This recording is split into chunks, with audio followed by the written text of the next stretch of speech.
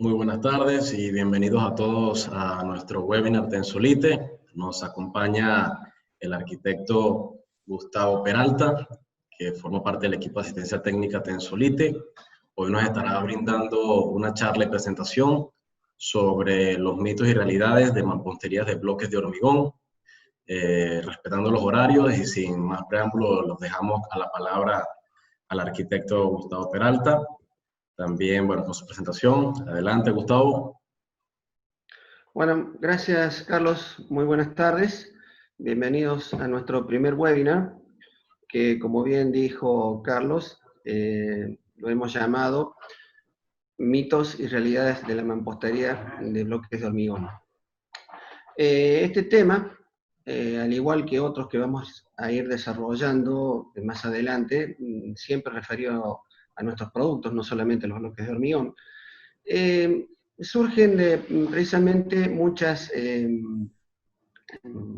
consultas o comentarios que nos suelen llegar a nuestra web o a nuestras redes sociales y que nos han llevado a plantear la necesidad de aclarar algunos conceptos.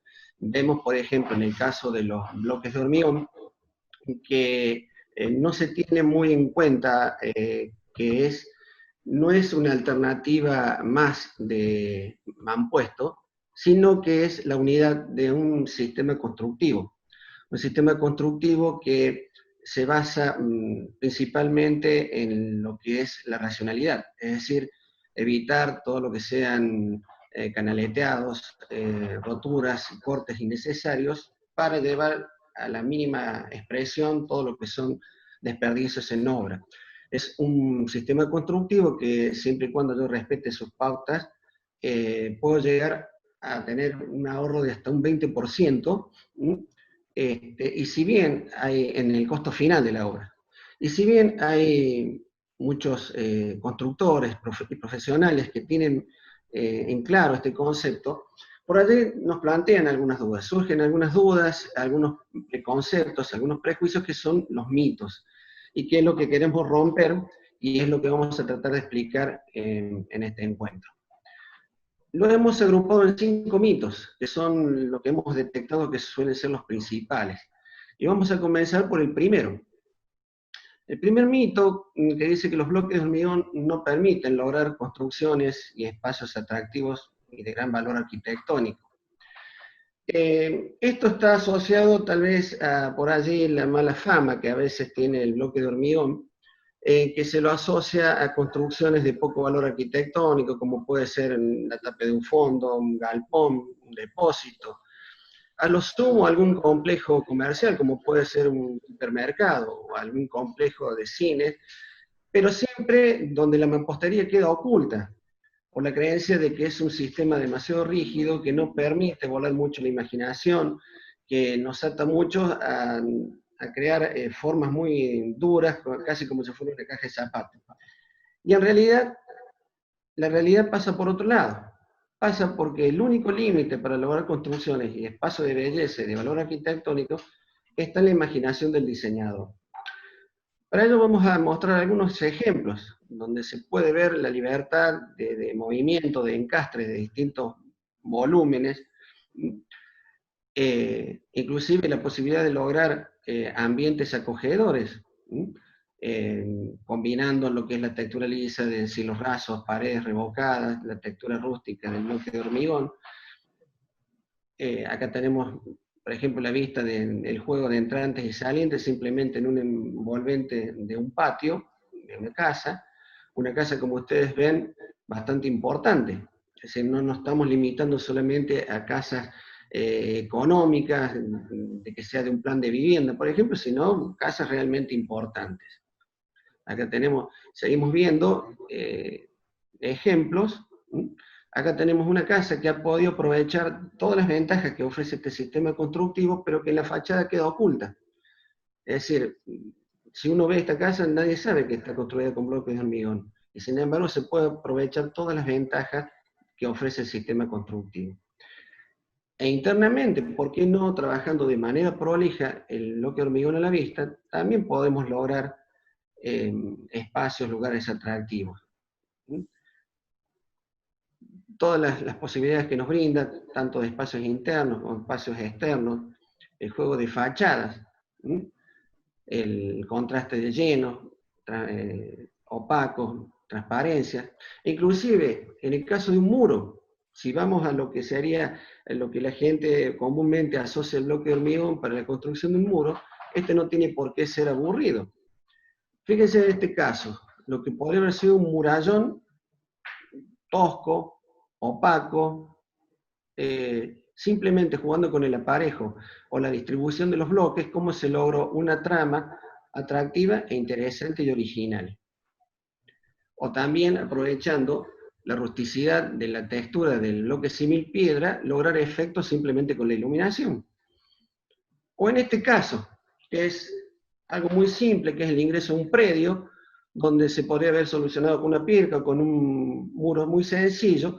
Acá como jugando con las distintas piezas del sistema y cómo haciendo un contraste entre las líneas horizontales, verticales, vacíos, calados, cómo se puede lograr hasta una pared decorativa. Aquí le hemos ofrecido varios ejemplos para mostrar que realmente son infinitas las posibilidades de juegos de formas y volúmenes que nos ofrece este sistema.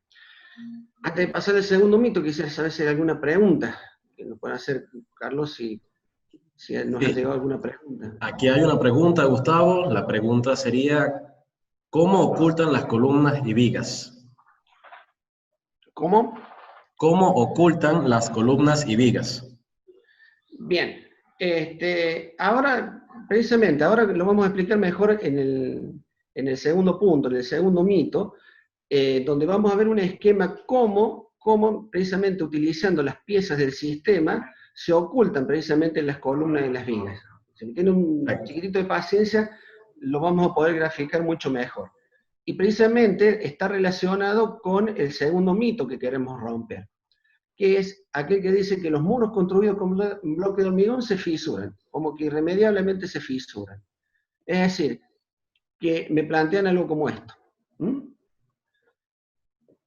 Cuando la realidad dice que si un muro de bloques de hormigón está bien construido, no tiene por qué fisurarse. Si bien, volviendo a este caso, acá el error es muy evidente, se han querido combinar dos tipos de mampostería sin haberlas independizado, sin ninguna junta de dilatación o junta de control, obviamente que van a aparecer estos problemas. Pero hay veces que hasta en la misma mampostería de bloque de hormigón, si no se lo soluciona, si no se trabaja correctamente, también pueden aparecer esas fisuras. Por eso es importante tener en cuenta lo que son las pautas del sistema constructivo de hormigón. Y ahí ya vamos a ir a contestar la pregunta que nos hicieron recién. ¿Cuáles son las pautas? Primero las voy a enumerar, después las desarrollo. Primero, usar bloques debidamente estacionados. ¿Con qué nos referimos? ¿A qué nos referimos con esto? En la elaboración de los bloques, en la fabricación del hormigón, a medida que va fraguando, va endureciendo, en su masa todavía va conservando algo de humedad que la va perdiendo paulatinamente, hasta que llegue el proceso de maduración, a medida que va obteniendo más resistencia en la pieza. Esa maduración se estima que se alcanza aproximadamente a los 15 días de haber sido fabricado el bloque. Si bien la gran mayoría de las fábricas de bloques tienen estoqueados los productos en sus playas, para cumplir con este plazo, siempre se recomienda en obra tomar por las dudas ciertas medidas, es decir, no esperar hasta último momento para comprar los bloques, sino tenerlos acopiados para que vayan cumpliendo ese plazo de 15 días para asegurarme de que los bloques estén bien estacionados, es decir, que tengan un volumen estable, porque van a estar dilatados y cuando lleguen a la maduración ya van a tener su volumen estable. Por eso es bueno acopiarlos en obra sobre las tarimas para independizarlos de la humedad del terreno, también para protegerlos de las lluvias, porque hay que recordar que los bloques se trabajan en seco. Pueden estar ligeramente humedecidos, pero nunca saturados en agua, porque como toda pieza de hormigón, si está saturada en agua, se va a dilatar, cuando se seque, se va a contraer, y esto va a afectar la correcta adherencia, que eso está ligado también con la durabilidad de los muros. Utilizar las piezas del sistema para evitar cortes y desperdicios.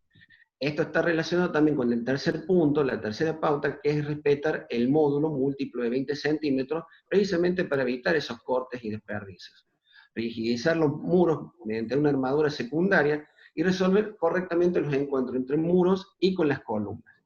Y acá vamos a ver, para responder la pregunta que nos hicieron recién.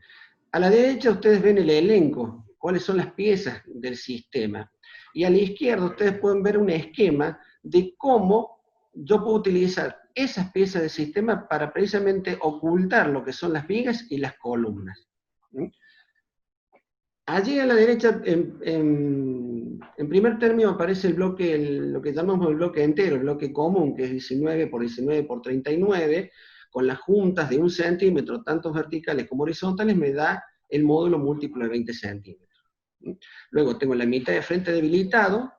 En tercer lugar, la U de 40, que es también para construir una viga de encadenado. El bloque con rebaje central, el número 4, y el número 5, que son las plaquetas, que es un revestimiento. Ahora lo vamos a ver más en detalle. Por ejemplo, utilizando el bloque común, el bloque entero, y pasando la armadura por los huecos de los bloques, allí puedo construir perfectamente la columna, como también puedo pasar los tramos verticales de las instalaciones. ¿De qué manera yo voy a armar esa columna? Bueno, obviamente en la fundación se van a dejar los pelos para yo luego vincular esa armadura, ¿bien? Y luego, a medida que yo voy construyendo la pared, hay dos alternativas. Puede ir subiendo a medida que voy construyendo las hiladas, puedo ir enhebrando los bloques en la armadura, o si no, una manera más práctica es cortar una de las paredes transversales para que el bloque adquiera una forma de A, una A mayúscula. Entonces de esa manera lo puedo ir colocando como abrazando la armadura. Entonces de esa manera es más práctico, es más fácil. Y luego simplemente lo que voy haciendo por tongadas de no mayor de 1 metro de altura, ir colando el hormigón, ir rellenando el hormigón. De esa manera va a trabajar y se puede considerar que es casi como una columna de 20 por 20 centímetros. Porque las paredes del bloque, que si bien actúan como un encofrado perdido, también aportan resistencia. Está la mitad de frente debilitado. Esta pieza tiene doble función. Una, de funcionar precisamente como su nombre lo indica, como mitad, o la otra es rompiendo el frente debilitado, como muestra el dibujito a la izquierda, arriba, se retira esa cara, que está marcada con una pequeña nervadura, y se la transforma en una U de 20. Por allí se pasan los estribos, las armaduras de tracción y las perchas, y al colar después tengo la viga de encadenado construida. También lo puedo hacer con esta otra pieza, abarcando mayor longitud en el muro, y de esta manera disimularla más aún a la viga. Porque supongamos en un muro de bloques a la vista, si bien la viga va a pasar por dentro, es decir, yo la estoy escondiendo, pero por el cambio de trama que va a tener la pared, la voy a leer. ¿Por qué? Porque en una hilada voy a tener todos bloques de 20. Si yo la quiero disimular aún más, puedo utilizar esta pieza, tranquilamente. El bloque con rebaje central, que me sirve para armar un refuerzo horizontal, que es el primer dibujo que ustedes ven arriba a la izquierda. En muros de mucha superficie ciega, a veces es necesario armar estos refuerzos horizontales. También me sirve para los tramos horizontales de las instalaciones, y también, ubicándolo de la manera que se ve abajo, hasta tengo la posibilidad de armar una viga de 40 centímetros de alto, de manera muy simple. En la primera hilada pongo el bloque dado vuelta, se me queda el rebaje hacia abajo, puedo pasar la armadura de tracción. En la hilada siguiente lo pongo al derecho, voy a colocar las perchas y por los huecos paso los estribos. De esa manera ahí puedo armar la viga tranquilamente y queda perfectamente escondida en la pared. Tenemos después la pieza que es la plaqueta, que la plaqueta sirve como un revestimiento. Puede servir, como en el primer dibujo a la izquierda, una pared de bloques lisos, que yo quiero que tenga la apariencia de que sea símil piedra, o una pared de ladrillos comunes, que quiero que tenga la apariencia de un muro de bloques, o para usarlas como tapa de cierre superior de una tapia, de una pared o de un cantero, o a la derecha abajo vemos cómo se solucionaría el encuentro del muro con una losa de viguetas. Este gráfico que ustedes ven allí, que ahora se los voy a explicar, es válido para las zonas donde no hay requerimientos severos con respecto al sismo. Es decir, que voy a apoyar la losa por gravedad sobre el muro de bloques. Lo que se hace es que las viguetas apoyen sobre un papel ruberoil, ¿sí? Y las plaquetas, en este caso, se le utiliza para ocultar en la fachada la losa, para que quede escondida detrás de la fachada, entonces yo tengo la continuidad del muro. Entre las plaquetas y las viguetas se coloca una plancha de poliestireno expandido, y de esa manera logro de que la losa se mueva por su lado, y el muro también, entonces de esa manera evito la aparición de alguna fisura horizontal, que si bien no va a comprometer la estructura, pero sí son bastante molestas. El otro punto que habíamos dicho, es decir, por un lado habíamos hablado de utilizar bloques estacionados, que no estén saturados en agua, de utilizar todas las piezas del sistema para evitar esos cortes innecesarios, y también habíamos dicho de respetar el módulo múltiplo de 20 centímetros. Por eso es importante de periódicamente ir controlando que voy cumpliendo con ese módulo. En el sentido vertical me puedo ayudar con una regla marcada cada 20 centímetros, como se ve en el gráfico a la izquierda, y en el sentido horizontal lo puedo hacer, como se ve en el gráfico a la derecha, valiéndome de un nivel de 1,20 m de largo. Siempre se recomienda comenzar la construcción de las paredes de las esquinas hacia el centro, de manera escalonada, y de esa manera me es más fácil ir controlando el cumplimiento del módulo en el sentido horizontal. Del mismo nivel me puede servir también para controlar la alineación, la nivelación vertical, más allá de que como cualquier otra tipo de mampostería tradicional, puedo utilizar perfectamente el hilo o la plomada. Y obviamente el nivel para ir controlando el nivel del muro. Eso es válido para cualquier tipo de mampostería. El otro punto que es importante tener en cuenta para evitar el riesgo de la aparición de esas fisuras es colocar una armadura secundaria. Esa armadura secundaria se materializa de la siguiente manera. Se colocan 2 barras de 6 milímetros embebidos en la mezcla, como se ve en la foto, de columna a columna. Y es importante que vayan anclados, como se ve en la foto de la izquierda, que vayan bien anclados donde va a ir la columna. Obviamente después cuando yo vaya a hormigonar, ahí van a quedar perfectamente rigidizado el muro, y esa armadura secundaria es la encargada de absorber las tensiones que provocan todos los movimientos horizontales, que pueden ser vibraciones, vientos fuertes, o hasta asentamientos del terreno. También habíamos dicho que era muy importante resolver el encuentro de los muros con las columnas, en este caso una columna de hormigón preexistente, y también el encuentro entre muros. ¿Cómo resuelvo el encuentro con una columna de hormigón armado preexistente? Primero coloco entre esa columna y el muro lo que se llama una junta de control. Es decir, ubicar allí un material elástico, que puede ser una plancha de poliestireno expandido, sellar ambas caras con un sellador elástico, y ustedes ven en el primer hueco del primer bloque, allí hacer lo que se llama un refuerzo vertical, que sería una columna.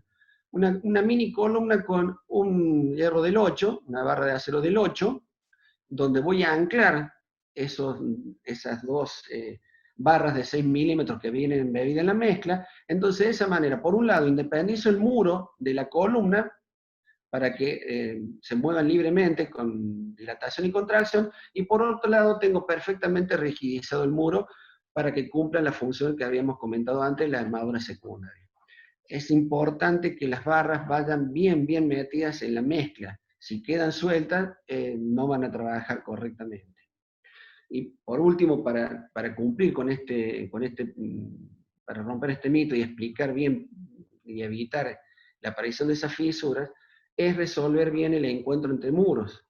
A diferencia de los otros tipos de mampostería, los bloques no van cosidos, sino que los muros se vinculan. ¿Cómo se resuelve? Cada 2 hiladas se colocan 2 barras de 6 milímetros, como ven en el gráfico, en el hueco que va a coincidir, ¿no es cierto?, en el encuentro justo de un muro con el otro, y en el muro transversal en el primer hueco del segundo bloque. Cada 2 hiladas se colocan esas 2 barras, y entre muro y muro, al igual que en el caso de la columna, se vuelve a colocar una junta de control, es decir, un material elástico, que puede ser una plancha de poliestireno expandido, y en ambas caras un sellador elástico. Ahí terminaríamos para resolver lo que sería el segundo mito. Antes de entrar al tercer mito, quisiera saber, Carlos, si tenemos alguna pregunta con respecto a ese segundo punto. Sí, Gus, ahí tenemos unas preguntas, te las dicto. La primera pregunta sería, ¿cuál es la máxima altura para armar una viga escondida? Para esto se rige lo mismo que para una mampostería tradicional. Se puede estar a los 2 metros para que coincidan, por ejemplo, con la altura de dinteles, puede estar a los 2,40 metros si estoy construyendo una vivienda. Ya si estamos hablando de muros de mayor altura, bueno, ahí ya será otra cuestión, porque ahí hay que calcularlo bien la estructura, y se resuelve de la misma manera que con cualquier otro tipo de mampostería, y como si fuera una estructura de hormigón armado, armando pórticos, por ejemplo. Yo puedo armar a lo mejor un muro de 4 metros de alto, y a los 2 metros coloco una viga de encadenado. ¿Sí? Si el Perfecto. muro es de 6 metros, siempre respetaré la distancia, digamos, a cada 2 metros de altura. Lo mismo que si fuera un pórtico, nada más que las vigas y las columnas, en vez de ir por fuera, van a ir por dentro de la pared, pero es exactamente lo mismo. Buenísimo. Tenemos Sí, otra pregunta que te la va a realizar Lucía. Un segundito, Lucía, que todavía no te escuchamos. Ahora sí. Hola Gus, ahora sí. acá hay una pregunta que dice si se puede hacer muros con plaquetas. Con plaquetas. Sí, se puede hacer, pero es medio complicado para explicarlo así ahora en el aire. Hay un video muy interesante, si ustedes ingresan a nuestra web, hay un video muy interesante, Luchi, si vos me podés ayudar, cómo se llamaba la localidad donde hicimos una nota sobre una casa que se hizo precisamente Claro, una casa de campo hecha de una forma muy con las particular. plaquetas. Exactamente, no me acuerdo la localidad, cómo se llama, pero es muy Le podemos interesante. mandar por privado si quiere el link con el video. Ah, bien. Está muy interesante, pero así rápidamente les comento cómo se podría resolver. En esa casa lo que se hizo fue hacer un muro sándwich, precisamente para también cumplir con la aislación térmica de los muros. Y se utilizaron las plaquetas, que tienen prácticamente 6 centímetros de espesor. Lo único que hay que hacer es rigidizarlo, al igual que los bloques, ya sean de 13 o de 20. Bueno, las plaquetas también hay que rigidizarlas mediante la colocación de la armadura embebida en la mezcla. Nada más que en el caso de las plaquetas, tiene que ir en todas las hiladas. En vez de ser, no recuerdo si les comenté, que en el caso de la armadura secundaria en los muros, van cada 3 hiladas. Cada 3 hiladas se coloca esa armadura secundaria. Bueno, en el caso de las plaquetas se colocarían en todas las hiladas, siempre de columna a columna. Es decir, es posible hacerlo, pero ya que estamos, es interesante que vean ese video, porque no solamente explica cómo resuelve, que lo va a hacer mucho más gráfico que yo ahora con palabras, cómo se resuelve el rigidizar para construir sin ningún problema esos muros, y de paso hacer una muy buena aislación térmica que se hizo utilizando botellas de poliestireno expandido. Buenísimo, Gustavo. Estas serían todas las preguntas. Continuemos. Bueno, vamos entonces al tercer mito. El tercer mito me dice que los bloques de hormigón de buena calidad son impermeables. Por lo tanto, no haría falta impermeabilizar los muros. Es decir, se toma como un factor de calidad de que el bloque sea impermeable. Y la noticia, la realidad es que los bloques no son impermeables.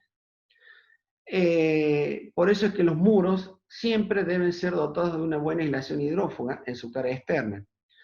Y esto nos llega porque a veces hemos recibido consultas en que nos muestran unas fotos, paredes internas, que parece que le van a tirar un baldazo de agua, y nos preguntan qué pasó con los bloques. Lo construí, tomé bien la junta, puse la mezcla como correspondía, y pasó la humedad. Y cuando nosotros le hacemos la pregunta, ¿y cómo lo impermeabilizó? Y nos responden que había que impermeabilizarlo. Sí, hay que impermeabilizarlo. No tiene sentido que los bloques sean impermeables porque la humedad va a pasar a través del muro por el punto más débil, que son las juntas. ¿Mm? Las juntas verticales y horizontales. Por eso, para dotar de una buena aislación hidrófuga a un muro de bloques de hormigón, se deben cumplir con 3 pasos fundamentales. Primero, ubicar correctamente el mortero de asiento o la mezcla de asiento, tomar correctamente las juntas y, obviamente, impermeabilizar el muro. Vamos a desarrollar punto por punto. Primero, ¿cómo debo colocar la mezcla de asiento? Solamente en los tabiques longitudinales de los bloques. Nunca en los transversales porque ahí puedo armar puentes hidráulicos. Y también es muy importante que la mezcla que corresponde a las juntas verticales las tengo que colocar antes de que el bloque ocupe su posición final en el muro. Para de esa manera yo poder comprimir muro contra muro y lograr una buena adherencia, porque eso también está relacionado con la impermeabilidad y también con la durabilidad y también de prevenir la aparición de las fisuras, lo que habíamos visto en el punto anterior. Lo que nunca se debe hacer es lo que está haciendo este muchachito en la foto, que es decir, haber colocado la mezcla de asiento únicamente en el sentido horizontal y después rellenar las juntas verticales. Eso no tiene ningún sentido hacerlo. El segundo punto es hacer un buen tomado de junta. Y el tomado de junta no está relacionado solamente con una cuestión estética del muro, sino está relacionado directamente con la impermeabilización del muro. ¿Cuál es el objetivo? A medida que va fraguando la mezcla de asiento, o como comúnmente se dice tirando, van apareciendo pequeñas microfisuras, no sé si alcanzan a ver en la foto que está abajo a la derecha, aparecen microfisuras en el punto de contacto del bloque con la mezcla. Recuerden que los bloques se trabajan en seco. Entonces, la finalidad del tomo de junta es precisamente sellar esa microfisura. ¿Cuál es el momento en qué momento debo hacerlo? Cuando, si se fijan en la foto de la izquierda, cuando se hace presión con el dedo, ya dejó huella, ese es el momento exacto para hacer el tomado de junta.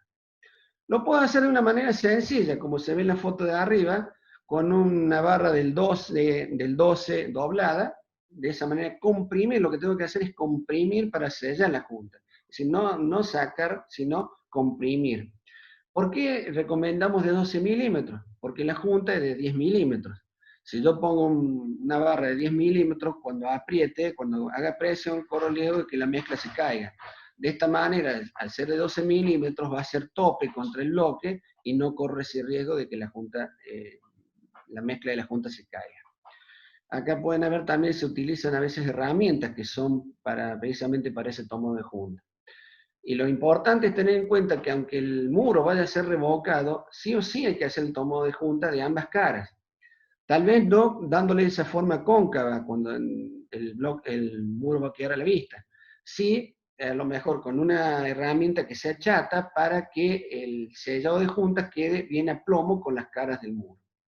Recuerden que en muros internos puedo prescindir del revoque grueso, pero en los muros externos, para impermeabilizar, ahí sí voy a tener que poner el revoque grueso con el hidrófugo, ¿sí? Y luego el revoque fino. O cualquier tipo de los revoques que hay premezclados en este momento en el mercado. ¿Sí? Es decir, si van revocados, el hidrófugo. Bien. Si los muros van a quedar a la vista, entonces lo que debo hacer es la aplicación de una pintura impermeabilizante. Con respecto a las pinturas impermeabilizantes, hay diversos tipos. Hay de base solvente, de base de siloxanos y de base acuosa. Los de base solvente y los de base de siloxanos actúan penetrando en los poros de los bloques y cambiando el ángulo de ataque del agua de lluvia. Las pinturas de base acuosa forman película. Tal vez van a necesitar un poquito más de mantenimiento que en los otros casos. Pero nosotros nos limitamos a informar sobre los tipos de pinturas que existen en el mercado. Inclusive hay algunas que son transparentes, hay algunas que dan color. A partir de ahí hay diversas marcas, y lo que nosotros siempre sugerimos es que precisamente se asesoren con los departamentos técnicos de la marca de pintura que ustedes hayan elegido. Porque recuerden que es la pintura la que tiene que adecuarse al muro y no el muro a la pintura. Entonces, ellos lo van a saber asesorar de cuál es el tipo de pintura más conveniente aplicar, teniendo en cuenta las condiciones climáticas donde se encuentra la obra, la orientación de los muros y demás factores. Eso sería entonces lo que es el mito con respecto a lo que muchos sostienen, que no hace falta impermeabilizar los muros de bloques. Antes de pasar al cuarto, quisiera saber si tenemos alguna consulta, alguna pregunta al respecto. Sí, por ahora no tenemos preguntas al respecto, Gus. Todo está muy claro, así que prosigamos con la siguiente. Bueno, vamos al siguiente. Aquí donde nos dicen que con los muros de bloque de hormigón es imposible lograr buenas condiciones de habitabilidad para una buena aislación térmica. Primero hay que aclarar es decir, que con los únicos muros que se podrían lograr buena aislación térmica es ya sean los tradicionales o con otros tipos de mampostería, que con los bloques de hormigón sería imposible lograr. Primero, conviene aclarar de que si hacemos un ranking de lo que las envolventes, cuáles son por las cuales se produce mayor pérdida de calor o transmisión, en primer lugar están los techos, está la cubierta. En segundo lugar están las aberturas, y recién en tercer lugar aparecen los muros. Pero de todos modos, para el caso de la mampostería de bloques de hormigón, se pueden lograr perfectamente distintas soluciones que van a ser compatibles con todo lo que se requiere en las actuales normas y códigos que rigen en la Argentina. Y vamos a presentar cuatro de estas alternativas para lograr buenas condiciones de habitabilidad con muros de bloque de hormigón. Primero, se puede optar por una capa de revoque termoaislante. Hay productos que son termoaislantes y además hidrófugos. Colocando un revoque de este tipo de 5 centímetros, ya sea los 5 centímetros por la cara externa o distribuyendo 3 centímetros en la cara externa y 2 centímetros en la cara interna, se puede cumplir perfectamente con una buena aislación térmica. Una segunda opción es rellenar los huecos de los bloques con perlita de poliestireno expandido, y esto complementarlo con la aplicación de un revoque hidrófugo y termoaislante en la cara externa.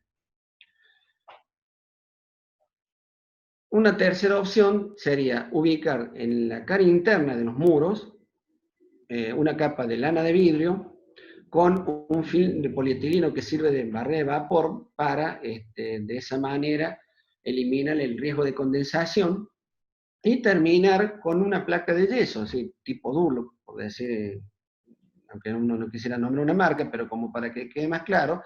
Entonces, de esa manera, también puedo lograr una buena condición de habitabilidad en muros construidos con bloques de hormigón. Y como cuarta alternativa tenemos lo que se denomina el AIFS, o AIFS, que en inglés sería Exterior Insulation Final System. En castellano sería Sistema de Aislación Exterior con Acabado Final. ¿En qué consiste? Simplemente sobre el muro ya terminado de bloques de hormigón, poner una plancha de poliestireno expandido de alta densidad de 3 o más centímetros de espesor, adheridos al muro con morteros altamente adhesivos, y a su vez asegurados mecánicamente mediante clavijas y arandelas. Sobre esas placas de poliestireno expandido, luego se aplica una malla de fibra de vidrio embebida en una capa de ese mismo mortero con el que se adhirió las planchas al muro.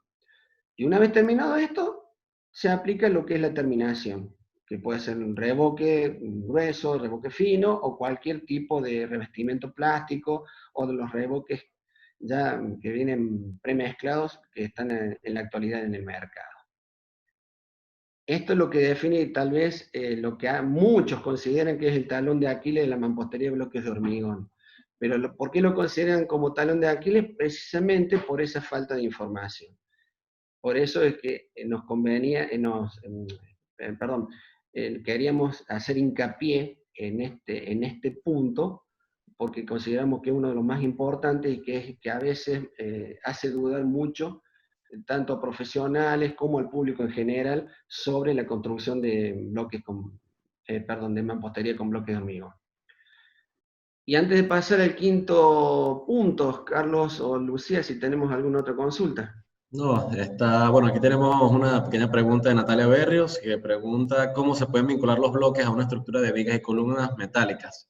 Nos quedan Bien. 3 minutos en la presentación, Gus, si quieres responderlo rápidamente. Bueno, es de una manera muy parecida a lo que sería con una columna de hormigón armado preexistente. Si bien hay diversos criterios, pero lo más conveniente siempre es de independizarla. ¿Sí? Independizarla como habíamos visto en el gráfico del muro con respecto a la columna de hormigón armado. Es decir, con alguna junta de control entre la columna metálica y la columna, y la mampostería de bloque de hormigón, y rigidizar la mampostería para que absorba las tensiones de los esfuerzos horizontales. Excelente, Bien. Gustavo. Bueno, pasemos al último punto, así vamos concluyendo. Las próximas preguntas las estaremos respondiendo adelante por nuestras redes, a los que quieran dejar alguna de sus consultas. Bien. El quinto mito es muy sencillo y también va a una creencia de que se sostiene que también un factor de calidad del bloque es que todas las partidas tengan que venir exactamente con la misma tonalidad. Sobre todo se exige esto cuando se trata de un muro que va a ser trabajado a la vista. Cuando en realidad es muy difícil que una fábrica de bloques pueda cumplir con esto, porque en la elaboración de bloques intervienen varios elementos, como son los áreos y sobre todo el cemento. Ni siquiera los cementeros pueden garantizar que sus partidas sean exactamente iguales en las tonalidades. Entonces, con menos razón, una fábrica puede garantizar que los bloques de hormigón, todas las partidas vengan exactamente iguales. Si bien, obviamente, hay límites de tolerancia, ¿no es cierto? Pero la realidad es esta. ¿Cuál es la recomendación para estos casos? Siempre se recomiendan tomar bloques de distintos palets. Entonces se logra lo que ustedes pueden ver en esta foto, minimizar esa diferencia de tonalidad para que queden ahí todas mezcladas y no quede como si fueran distintos paños en un mismo muro. Entonces de esa manera lo minimizo. Y en realidad queda como un efecto, porque hay que tener en cuenta que el bloque de hormigón, si bien es algo artificial, pero se asemeja a lo que es una piedra. Y si yo busco naturalidad en un muro de piedra, lo que podría ser una pirca, por ejemplo, no le voy a exigir precisamente uniformidad de tonalidad, porque si quiero que sea natural, dentro de márgenes tolerables, queda mejor que tenga esa diferencia de tonalidad, lo hace más natural. Bien. Excelente, Gus. Bueno, ya nos estamos quedando con el último tiempito. Si quieres ir terminando, Gus. Bueno, como les comenté antes, este fue el primer tema de que queríamos hablar, temas específicos que han surgido de precisamente consultas o comentarios que nos suelen hacer. Más adelante en otros encuentros los iremos haciendo también para ver más específicamente, como recién alguien nos preguntó, pero